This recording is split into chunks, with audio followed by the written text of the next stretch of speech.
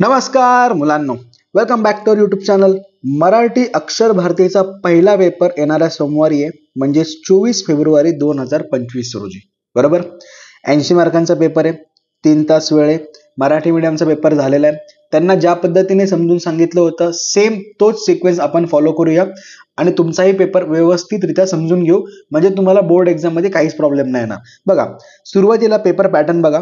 Paper pattern कसा असतो, sequence कसा असतो हे जर तुम्हाला समजलं तर टाइम मॅनेजमेंट सुद्धा समजून येईल. कुठल्या विभागाला किती वेळ द्यायचा आहे, कुठला विभाग लवकर कव्हर होतो, या सगळ्या गोष्टी तुम्हाला समजून येतील. बघा, गद्य विभाग एकूण 3 उतारे असतात 18 गुणांसाठी.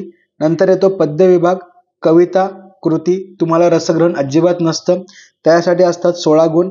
म्हणजे मराठी मीडियमच्या दृष्टीने तुमचा पद्य विभाग खूप सोपा आहे. नंतर स्थूल वाचन, कृती पूर्ण करा. तेच 3 प्रश्न असतात, त्यांच्यापैकी 2 प्रश्नांची उत्तर लिहायची, एकूण 6 गुणांसाठी. नंतर भाषा अभ्यास, व्याकरण, ज्यामध्ये 16 गुणांसाठी प्रश्न विचारले जातात. हाही सेक्शन एकदम सोपा असतो, 15 ते 20 मिनिटांमध्ये हा सेक्शन सहज पूर्ण होतो. आता महत्वाचा सेक्शन म्हणजेच उपयोजित लेखन. उपयोजित लेखनामध्ये कुठले कुठले प्रश्न करताल ते बघा. पत्रलेखन करायचे औपचारिक, जाहिरात, बातमी, कथा. यांच्यापैकी जाहिरात आणि बातमी पक्की करून टाका. का? कारण तुम्ही पुढे प्रसंग लेखन लिहिणार आहात. प्रसंग लेखन आणि बातमी लेखन सेमच राहतं. बातमी लेखन हे आपण थर्ड पर्सन म्हणून लिहितो, प्रसंग लेखन आपण फर्स्ट पर्सन म्हणून लिहितो, पण दोघांचे मुद्दे, जो काही पॅटर्न आहे तो ऑलमोस्ट सेम राहतो. त्यामुळे सहज प्रसंग लेखन तुमचं होऊन जाईल. कारण प्रसंग आपण रेग्युलर लाईफ मध्ये बघतो. तुमच्या शाळेमध्ये स्नेहसंमेलन होतं, तुम्ही एखाद्या सहलीला जाता किंवा एखादा सत्कार समारंभ असतो, हा प्रसंग तुम्ही डोळ्यांनी बघता. मग त्या प्रसंगावरती प्रसंग लेखन होतं आणि त्याच्यावरती जर तुम्हाला मोजका मजकूर लिहायचा असेल तर त्या ठिकाणी बातमी होती. सिंपल, कळलं नक्की? आता प्लॅनिंग कसं असलं पाहिजे प्रत्येक विभागासाठी ओव्हरऑल सांगतोय तुम्हाला, नंतर आपण प्रत्येक विभाग सेपरेट समजून घेणारच आहोत. गद्य विभागासाठी प्रत्येक धड्याखालची कृती आणि त्याची उत्तरं बघून घ्या. पाठ अजिबात करू नका, धड्यामध्ये ती उत्तर शोधायचा प्रयत्न करा. पद्य विभागासाठी कविता, तिचं नाव, कवीचे नाव, कवयित्रीचे नाव, अर्थ, शब्दांचा अर्थ आणि कवितेखालील कृती. या बेसिक गोष्टी आहेत, ह्या तुम्हाला जमल्याच पाहिजेत. स्थूल वाचन एकूण 4 आहेत, 4 पैकी 3 पक्के करा. कुठले 3 पक्के करायचे ते पण सांगतो. उत्तर मुद्देसूद पाहिजे. भाषा अभ्यासासाठी PYQ, ह्याच्यावरती सेपरेट व्हिडिओ येऊन जाईल. अजिबात लोड घेऊ नका, त्या व्हिडिओमध्ये सगळे PYQ शेअर करेल तुमच्याशी. डन. नंतर उपयोजित लेखन, जे वरती बोललो तेच, पत्र, जाहिरात, बातमी आणि प्रसंग, या 4 गोष्टी आपल्याला लिहायच्यात. ह्यांचा टाइम मॅनेजमेंट सुद्धा तुम्हाला समजून सांगतो. कळलं नक्की? ओव्हरऑल प्लॅन कसा असला पाहिजे समजला. आता प्रत्येक विभाग बघूया. बघा, गद्य विभाग एकूण पडणारे 18 गुणांसाठी. प्रश्न कसे असतील? पहिले 2 उतारे पुस्तकातले असतील, पठित उतारे एकूण 14 गुणांसाठी. त्यामध्ये सुद्धा प्रश्न पहिला आणि दुसरा सोपा राहतो. आकृती पूर्ण करा, वाक्यांचा क्रम, रिकाम्या जागा भरा, जोडा जुळवा, उत्तरे लिहा. यांच्यापैकी 2 प्रश्न पडतील आणि प्रत्येक प्रश्न 2-2 गुणांसाठी असेल, म्हणजे असे झाले एकूण 4 गुण. नंतर स्वमत 6 ते 7 ओळींमध्ये लिहायचंय 3 गुणांसाठी. आता तुम्हाला स्वमत असा शब्द नाही येणार, परंतु तुम्ही त्याच्याबद्दल तुमचे विचार मांडताय, म्हणजे ते एक प्रकारे काय झालं, स्वमतच झालं. कळलं नक्की? समजलं इथपर्यंत? आता तिसरा उतारा, अपठित उतारा, एकदम सोपा असतो, खूप सिंपल राहतं. पुस्तकाबाहेरचा उतारा राहतो. पहिला आणि दुसरा प्रश्न, जे हे सांगितलेले 5 प्रश्न प्रकार होते, यांच्यापैकी 2 दिसतील, एकूण 4 मार्कांसाठी. समजला? प्लॅन समजला? आता एक गोष्ट कायमस्वरूप डोक्यात ठेवा, तुमचा पेपर हा एकदम इझी असतो, डिफिकल्टी लेवल अजिबात नसते. का? कारण तुमची सेकंड लँग्वेज आहे म्हणून. त्यामुळे अजिबात पॅनिक होऊ नका. तुमचा मराठीचा पेपर हा सोपाच येतो. मराठी मीडियमचा पेपर, सेमी इंग्लिश मीडियमचा पेपर एकदम सोपा आला होता, म्हणजे त्यांच्याही पेक्षा तुमचा पेपर अजून सोपा असेल. कळलं? रिलॅक्स. चलो, आता गद्य विभागाचं प्रिपरेशन व्यवस्थित कसं करायचं तेही समजून सांगतो. बघा, सगळ्यात पहिली गोष्ट, धड्याखालची जे आधी बोललो तेच, प्रश्न उत्तर नीट बघून घ्या. धड्याखाली काही स्वमत आहेत, त्यांचे मुद्दे आत्तापासूनच आठवा, म्हणजे एक्झामला वेळ कमी लागेल. नंतर चाचणी परीक्षा, सहामाही परीक्षा, प्रिलिम एक्झामचे तुमचे जे काही पेपर होते त्याच्यामध्ये स्वमत असतील, ती स्वमत पक्की करून घ्या. सोबतच त्यांच्या खालचे जे प्रश्न उत्तर होते ते सोडून बघा, वेळ लावून सोडवा. वेळ कसा द्यायचा ते पण सांगतो. बघा, पटीत उतारे जे असतील म्हणजेच पहिले 2 उतारे, पहिला उतारा आणि दुसरा उतारा, प्रत्येक उताराला 15 मिनिटं, म्हणजेच 2 उतारांना तुम्हाला 30 मिनिटं पूर्ण झाली, बरोबर. नंतर अपटीत उतारा 2च प्रश्न असतात, 10 मिनिटं घ्या, म्हणजे एकूण वेळ गद्य विभागाला द्यायचा आहे 40 मिनिटं. क्लिअर? नक्की. आता तुमच्याकडे जर पेपर अवेलेबल असतील तर कमीत कमी 5 पेपर सोडवा. तुमच्या हातामध्ये अजून सुद्धा 2 दिवस आहेत, त्यामुळं वेळ अजिबात वाया घालवू नका. टाइम मॅनेजमेंट पण समजून सांगतो. प्रत्येक उत्तरासाठी 15 मिनिटासाठी कसं असलं पाहिजे. प्रश्न वाचायचा, नंतरच उतार्यामध्ये प्रश्न उत्तरे शोधायची. अजिबात उतारा वाचतो आणि मग प्रश्न उत्तर शोधतो असा प्रकार करू नका. आधी प्रश्न समजून घ्या, नंतर उतार्याकडे जा, म्हणजे तुमचा फोकस फक्त उत्तराकडे राहील, उतार्याकडे नाही राहणार. 5 मिनिटांमध्ये शोधा, त्यानंतर 5 मिनिटांमध्ये उत्तर लिहा. शेवटी स्वमत लिहायचंय 5 मिनिटं. 5 मिनिटांमध्ये 1 मिनिट व्यवस्थित विचार करा. विचार करून ते मुद्दे ठरवा.